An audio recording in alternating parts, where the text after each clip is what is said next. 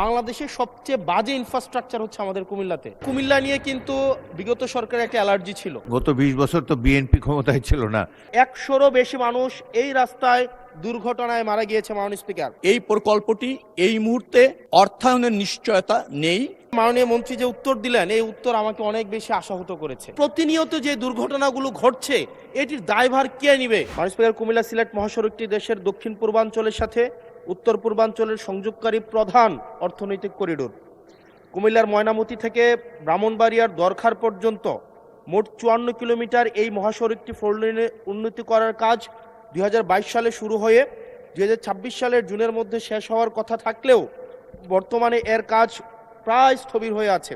আমরা সব সময় দেখি মহাসড়কের বিভিন্ন স্থানে বড় বড় গর্তের সৃষ্টি হয়েছে এবং সংস্কার কাজের ধীরগতির কারণে সামান্য বৃষ্টিতে সড়কটি কর্দমাক্ত ও চলাচলের অযোগ্য হয়ে পড়েছে। একটা রিপোর্ট দিয়ে রাখি, গত 1 বছরে 100রও বেশি মানুষ এই রাস্তায় দুর্ঘটনায় মারা গিয়েছে। মাননীয় স্পিকার, দক্ষিণ পূর্ব এশিয়ার 5টি দেশের সঙ্গে উপ-আঞ্চলিক সংযোগের এই গুরুত্বপূর্ণ রুটটি বর্তমানে চরম জনদুর্ভোগের কারণ হয়ে দাঁড়িয়েছে এবং বর্তমানে মহাসড়কের জরাজীর্ণ অংশগুলো জরুরি ভিত্তিতে মেরামতের জন্য কোনো পরিকল্পনা আছে কিনা তা সংসদকে অবহিত করার জন্য সবিনয় অনুরোধ জানাচ্ছি। জনাব শেখ রবিউল আলমকে এ বিষয়ে একটি সংক্ষিপ্ত বিবৃতি প্রদানের জন্য আহ্বান জানাচ্ছি। মাননীয় সংসদ সদস্য এবং মহান সংসদকে অবগত করছি, বাংলাদেশ সরকার এবং ভারতীয় লাইন অফ ক্রেডিটের যৌথ অর্থায়নে কুমিল্লা ব্রাহ্মণবাড়িয়া জাতীয় মহাসড়ককে 4 লেনে জাতীয় মহাসড়কে উন্নতিকরণ প্রকল্পটি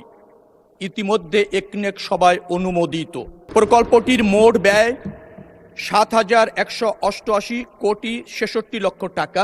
82.68 কিলোমিটারের জাতীয় মহাসড়কটি ব্রাহ্মণবাড়িয়া হতে সরাইল পর্যন্ত প্রায় 28 কিলোমিটার অংশ বর্তমানে জাতীয় মহাসড়কের উন্নয়ন প্রকল্পের আওতায় উভয় পাশে ধীর গতির যানবাহনের জন্য পৃথক লেন সহ 4 লেনে উন্নত করা হচ্ছে।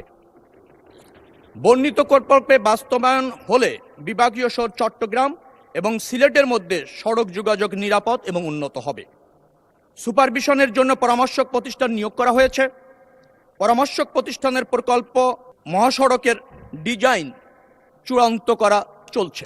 মহাসড়কটিতে অধিকতর ক্ষতিগ্রস্ত অংশের রিজিট পেভমেন্ট সহ প্রশস্তকরণের কাজ খুব শীঘ্রই শুরু হবে এবং এই অঞ্চলে মানুষের যে দুর্ভোগ আছে তা অতি সত্বর লাঘব হবে।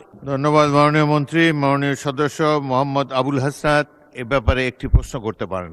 মাননীয় স্পিকার, একদম ছোটবেলা থেকেই আমরা এই মহাসড়ক দিয়ে যাতায়াত করি এবং সারা বছর ব্যাপী এই রাস্তায় আমরা দেখি কেউ না কেউ মাপতেছে, কেউ টি টানতেছে, কেউ একটু বাইপা যাইতেছে এবং আমরা সারা বছর একটা ফিল থাকে এই রাস্তার কাজ এই বুঝি এই মাসে হয়ে যাবে, ওই মাসে হয়ে যাবে এবং এটা মোটামুটি আজকে আমার জীবদ্দশায় আমি 20 বছর ধরেই দেখে আসতেছি। মাননীয় স্পিকার, এবং আজকে আমাদের মাননীয় মন্ত্রী যে উত্তর দিলেন, মাননীয় সদস্য, গত 20 বছর তো বিএনপি ক্ষমতায় ছিল না। এমনি কুমিল্লা নিয়ে কিন্তু বিগত সরকারের একটা অ্যালার্জি ছিল।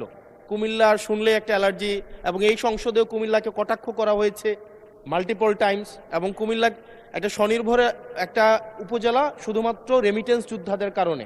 যদি এই ইনফ্রাস্ট্রাকচারের অবস্থা দেখি, বাংলাদেশের সবচেয়ে বাজে ইনফ্রাস্ট্রাকচার হচ্ছে আমাদের কুমিল্লাতে। আজকে মাননীয় মন্ত্রী যে উত্তর দিলেন, এই উত্তর আমাকে অনেক বেশি আশাহত করেছে। এটা হচ্ছে, হবে, কবে হবে, কোনো স্পেসিফিক উত্তর মাননীয় মন্ত্রী মহোদয়ের কাছ থেকে আমি পাই নাই। আমি মাননীয় মন্ত্রী স্পেসিফিকভাবে বলবেন কি কবের মধ্যে আমরা এই মহাসড়কটি প্রশস্ত হবে এবং একটা গাড়ি আরেকটা গাড়িকে ক্রস করার জন্য দুর্ঘটনার শিকার হবে না। বাচ্চারা, মাননীয় স্পিকার আপনাকে জানিয়ে রাখি, এখানে 100-র বেশি আমাদের শিক্ষা প্রতিষ্ঠান এই রোডের আশেপাশে আছে। এখন প্রতিনিয়ত যে দুর্ঘটনাগুলো ঘটছে, এটির দায়ভার কে নিবে? আমরা এই অঞ্চলটা, আমার এখানে 5টা এমপি আছে, আমি যেই রাস্তার কথা বলছি ওই রাস্তার 5টা এমপি আজকে এখানে বসা আছে।